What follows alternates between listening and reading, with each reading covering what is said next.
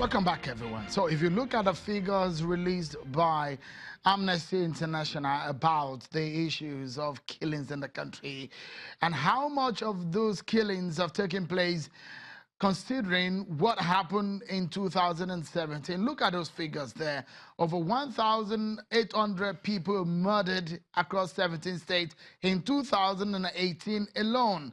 More than 894 people killed in different kinds of attacks and killings across the country in issues of armed conflict, internally displaced people, arbitrary arrests and detentions, lack of accountability, torture and other ill treatment, unlawful killings. Those are some of the issues raised by Amnesty International. So let's get back to the conversation now. We're talking about whether or not state policing should be what we need to consider as the panacea to the problem of killings across the country. My partner tonight on the program, robust if you may call it, Mr. Daniel Bwala, a lawyer, is also from the northeast region of the country. You know the kind of challenge we face as a country from that region. And Honorable Gbillah, member of the House of Representatives from North Central, precisely from Benue State, one of the states that has witnessed most of the killings we've seen in the country today. And now in Lagos studio here as a member of the 2014 Confab and the spokesperson of Afenifere, Mr. Odunmakin. Thank you so much, gentlemen, for your time on the program. If I may quickly come back to you, Honorable Gbillah. The constitutional amendment in the 7th Assembly failed. It didn't come to pass. 8th Assembly had started it again. Now, do you think that we will be able to finalize the issues of the amendment to the Constitution before the end of the 8th Assembly? Okay, thank you, Sean. But first of all, let me take exception to the learned gentleman's statement here about the National Assembly waking up from sleep. I'm sure that all well-meaning Nigerians would appreciate the efforts and the diligence with which the National Assembly, the 8th National Assembly, has approached the issues of the incessant killings of our people. I want to assure Nigerians that it is the resolve of this 8th National Assembly to prosecute the constitutional amendments to a very logical conclusion. But they must understand that there are certain contributions from the state assemblies and, of course, finally, the required consent from Mr. President as well. We will not shy away from any override of any veto where we see it necessary. But we must emphasize the fact that there are processes to constitutional amendment that must be observed. All right, Honorable Gbillah, having said that, sorry if I butt in, this is very important from your constituency. There's been a lot of talks about the clashes between the herdsmen and farmers. And perhaps the people of Benue State have said it, that their situation is more critical and is perhaps a bit more different from some other states of the country. Do you think state policing will do the job in Benue State, for example?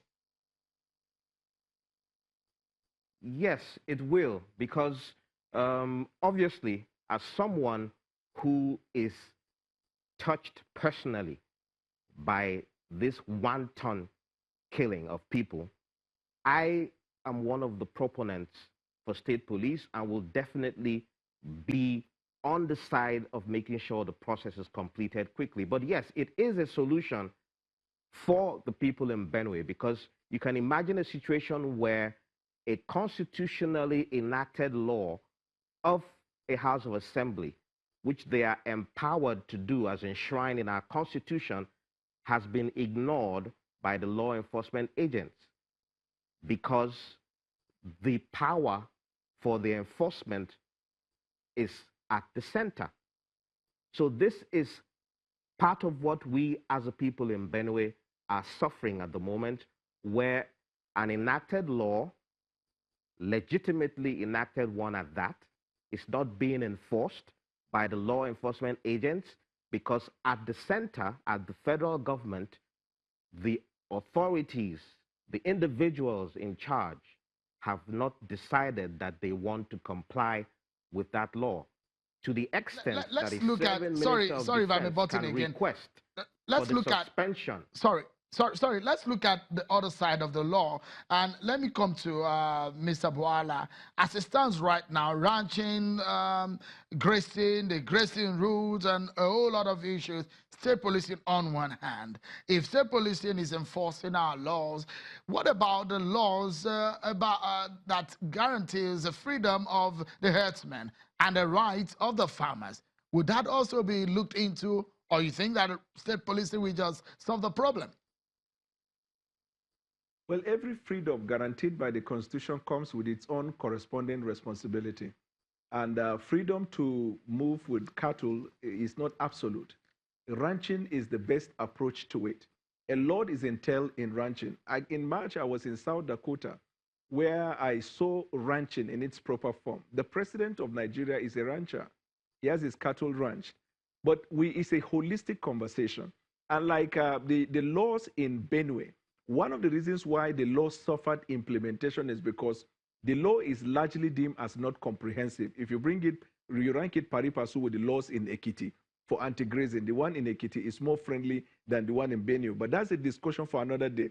The procedure for the creation of state police as required by Section 214, and if you juxtapose that with Section 9, it means that all the states of the Federation will have to pass a resolution. You have 2/3 of each houses of the states, and then when they come to the National Assembly, you have the overall of the 2/3. And then it will proceed. Can we achieve that before the end of the 8th Senate? Election. Sorry, Mr. Bwala, do you see that practicable before the end of the 8th Senate? Or the 8th Assembly? If it is given the required attention, it is practical. Even though if I have to look at it realistically, it is likely not going to be, because all states are not going to be in the same tone with that approach. All right, let me allow Mr. Odunmakin to weigh in on this one. Now, sorry, because of our time. Mr. Odunmakin, your contribution on this one now. This seems to be complexity, multiplicity of these issues on the ground, the issues affecting the nation's security system.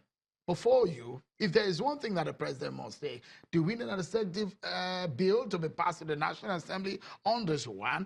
Do we need to rejig the security apparatus? Or what exactly do you think, if you were the president, what would you do urgently? The most important urgent business of now is to remake this country, to forge nationhood.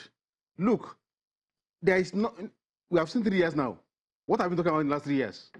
We've been talking headers, cattle, terror, killings for the past 3 years. And it will continue like that. Nobody can come in 2019 and say, I want to build bridges. If you build bridges, you have a nation, they bomb the bridges. So what we need to do is clearly to start our nationhood journey, nationhood process. And the National Assembly has started in the right direction now by starting with the state police. But the other issues of restructuring are attached to state policing, because it also requires funding. You cannot keep state items on the exclusive list. You cannot say, oh, have state police, but the federal government is still in charge of all resources in Nigeria. If the fear of upsetting the sovereignty of the nation. What sovereignty? Is sovereignty for the poor of Nigeria, for the president? We are talking, people are being killed. We are counting the dead bodies. We are counting every day now. Even though the president said that there are more killings before they came under PDP than now. But what's happening now? It's not acceptable. So we must restructure. I must really thank my guest tonight on the program, Honorable Gbillah from Benue State, a member of the APC in the National Assembly, Mr. Daniel Bwala, a lawyer, regular analyst on the program, and Mr. Odunmakin, spokesperson of Afenifere, and also a member of the 2014 Confab. It's a pleasure to have all of you on the program today. Thank you so much. That's our show for tonight, everyone. Many thanks for being part of it. I'm sure Kimale. Bye-bye.